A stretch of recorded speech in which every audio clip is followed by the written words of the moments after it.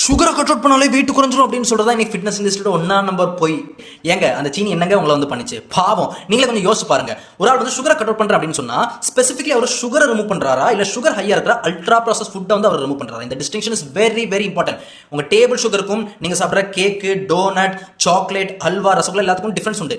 இதுல எல்லாமே வந்து சுகர் ஃபுல்லா கிடையாது, சுகர் ஹை தான். ஆனா சுகர் இதுல ஒரு இன்கிரீடியன்ட் தான். அது இல்லாம நெய் ஆட் பண்றது, ஆயில் ஆட் பண்றது, மற்ற ரிஃபைன் கார்போஹைட்ரேட்ஸ் ஆட் பண்றது, இது எல்லாமே சேர்த்து தான் உங்களுக்கு க்ரீம் ஆட் பண்றது, எல்லாமே சேர்த்து தான் உங்களுக்கு ஒரு ப்ராடக்ட்டா வருது.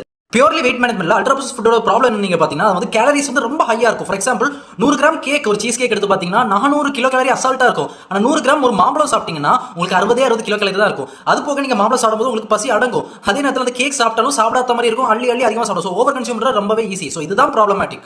ஸோ ஒரு ஆள் வந்து சுகரை கட் அவுட் பண்ற அப்படின்னு சொல்லும்போது ஆக்சுவலி என்ன பண்றாருன்னா அல்ட்ரா ப்ராசஸ் ஃபுட்டை கம்மி பண்றாரு. அப்ப ஜங்க் ஃபுட்டை கம்மி பண்ணும்போது ஆட்டோமேட்டிக்கலி நீங்க வந்து கன்சியூம் பண்ற ஃபுட் கம்மியாகுது. ஸோ கண்டிப்பா உங்களுக்கு ஃபேட் ரிடக்ஷன் ஆக தான் செய்யும். அப்ப என்னப்பா சொல்ல வர? அப்ப சீனி எவ்வளவு நாளும் சாப்பிடலாம் அப்படின்னு சொல்ல வரியா? அப்ப இதெல்லாம் வந்து சாப்பிடணும் அப்படின்னு சொல்ல வர? இல்ல, நான் என்ன சொல்ல வரேன்னா இது எல்லாமே வந்து நீங்க ஃபேட் லாஸ்னா என்னது, ஃபேட் ரிடக்ஷன் என்னது, நீங்க உங்க பாடிக்கு தேவையான எனர்ஜியோட நீங்க கம்மியா ஃபுட்ல கொடுக்கும்போது அந்த கேப் உங்க பாடிக்கு எப்படியும் அந்த மிச்சம் இருக்க கேப் டெஃபிசிட் மெயின்டைன் பண்ணும். அப்ப என்ன பண்ணும்? ஏதாச்சும் எனர்ஜி சோர்ஸ்க்கு தேடும். அதுதான் உங்களோட ஃபேட் ஸ்டோரேஜ். அங்க இருந்து எனர்ஜி எடுத்துக்கணும். உங்க ஃபுட்ல கிடைக்காத எனர்ஜி ஃபேட்ல இருந்து எடுக்கிறனால ஃபேட் அங்க ரெடியூஸ் ஆகுது. இப்படி தான் உங்களுக்கு ஃபேட் லாஸ் ஆகுமே தவிர நீங்க வந்து எல்லாரும் இன்னைக்கு என்ன நினைச்சிருக்காங்கன்னா சீனி இன்ஹரண்டா அது வந்து சாப்பிட்டாலே உங்களை வந்து குண்டாக்கிரும், சீனி அதை ரிமூவ் பண்ணாலே ஆட்டோமேட்டிக்கலி என்ன ஆகும், உங்களுக்கு ஃபேட் லாஸ் நடந்துரும் அப்படின்னு நினைச்சிருக்காங்க. இதனால தான் எல்லாருமே அந்த இனிஷியல் ஃபேஸ்ல சீனியை நான் கட் அவுட் பண்ணிட்டேன், ஆக்சுவலி கட் அவுட் பண்றாங்க. ப்ராசஸ் ஃபுட்டை கட் அவுட் பண்ணும்போது ஸ்டார்டிங்ல கொஞ்சம் ஃபேட் லாஸ் நடக்கும். அதுக்கப்புறம் அவங்க வந்து ஃபேட் லாஸ் நடக்காதப்ப உட்காந்து யோசிப்பாங்க, தலையில கை வச்சு முட்டி இழுத்துக்கிட்டு நான் தான் சீனியை கட் பண்ணிட்டேன், சுகரே நான் எடுக்கிறது இல்லப்பா, ஆனாலும் எனக்கு வந்து வெயிட் லாஸ் ஆகவே மாட்டேங்க, ஃபேட் ரிடக்ஷன் ஆகவே மாட்டேங்க அப்படின்னு சொல்லுவாங்க.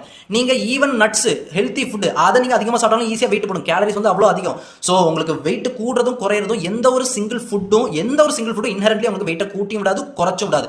It all depends on energy balance. உங்க பாடிக்கு தேவையான எனர்ஜியோட நீங்க அதிகமாக சாப்பிடுங்க, அது அன்ஹெல்தி ஃபுட்டோ ஹெல்த்தி ஃபுட்டோ உங்களுக்கு வெயிட் கூடும். உங்களுக்கு தேவையான எனர்ஜியோட கம்மியாக சாப்பிடுங்க, ஹெல்த்தி ஃபுட்டோ அன்ஹெல்த்தி ஃபுட்டோ உங்களுக்கு வந்து வெயிட் கம்மியாகும். ஸோ சீனியை வந்து அள்ளி சாப்பிடுங்க, அது வந்து ரொம்ப ஹெல்த்தி அப்படின்னு நான் சொல்ல வரல. நீங்க சீனியை மட்டும் கட் அவுட் பண்ணாலும் உடனே உங்களுக்கு வந்து ஆட்டோமேட்டிக்கலி ஃபேட் லாஸ் நடக்கும் அப்படின்னு நினைச்சிட்டு இருந்தீங்கன்னா அதுதான் வந்து நீங்க கனவு காண்றது அப்படின்னு சொல்லிட்டு இருக்கேன்.